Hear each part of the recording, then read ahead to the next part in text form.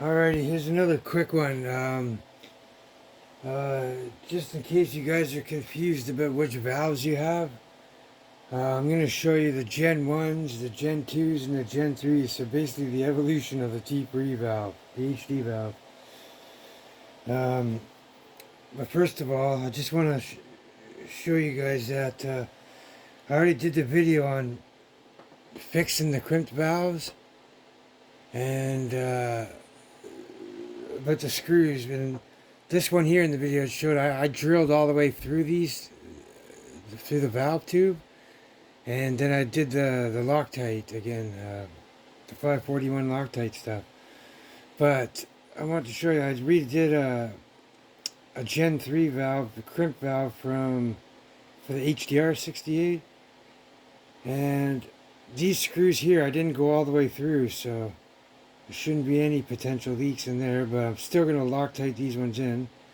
And this time I went above the crimp where there's a lot more alloy on the inside to dig into, to bite into. The further you get down towards the crimp, it gets really thin to drill through. There's not much there really to grab on. And you don't want to go much above that screw up in here, because that's where your main seal is. You don't want to damage that.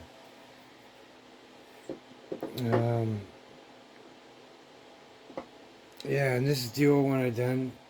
You can see I put the Permatex in. It's got the white. This is Permatex 542, and then there's Loctite 42, or sorry, 545, which I got right here. I'm gonna use it for this one. I'm just waiting for the prime. There's a primer that you're supposed to spray your parts before it with it for this type of Loctite. And I read in the reviews about it, and guys were saying it's way better to use that. They used to use alcohol, and it just sometimes would fail. But ever since they used the primer, the Loctite primer, it's a spray, aerosol spray, and it's abundant and it helps cure the stuff better. But they said after using that, never had a problem ever again. So I'm waiting for some of that to come before I do this. And this has been curing for about 72 hours now, so I'm gonna give this a shot. Sorry, no, this one. This is the one that I didn't thread, so the Loctite's going in here. But I'm just going to show you guys the difference of the valves. Here's the original, the old HD, all the markers, the HDP, HDS, HDR50. If you see, you got a valve with no crimp in it, and you got two little dimples right there.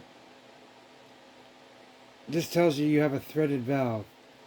So you don't have to go and put no set screws or no Loctite or nothing. These are set. You're good with these. These valves are gold, and they can withstand high pressures, like well over 1,000 psi. And the only thing that's going to happen is your O-ring will blow out. You won't have to worry about this shooting off. So to identify the Gen 1, the Gen 1s and 2s have these dimples, and they're both threaded. But if you guys can see, come on. See that little O-ring on the tip? That's an indicator that you have a Gen 1. It's all put together by a little C-clip in here.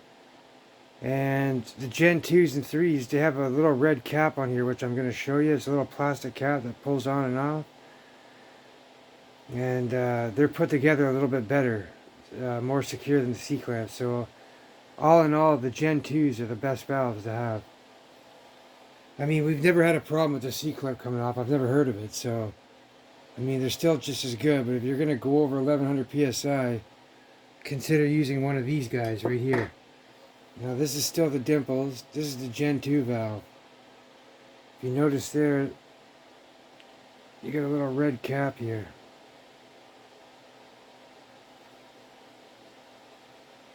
Come on, focus. Yeah, anyways. So, here's the two difference.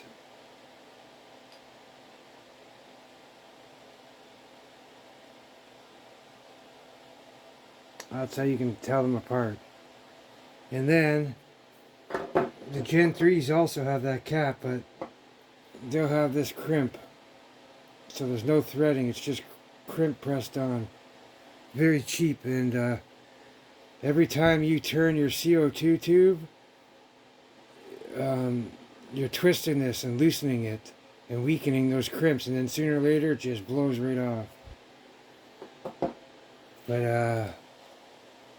yeah, I just wanted to show you guys the difference between the valves. There's been a lot of talk lately since they changed these about these, so yeah, just to give you guys a quick look on what it is and about how to secure your valves better so they don't blow off anymore.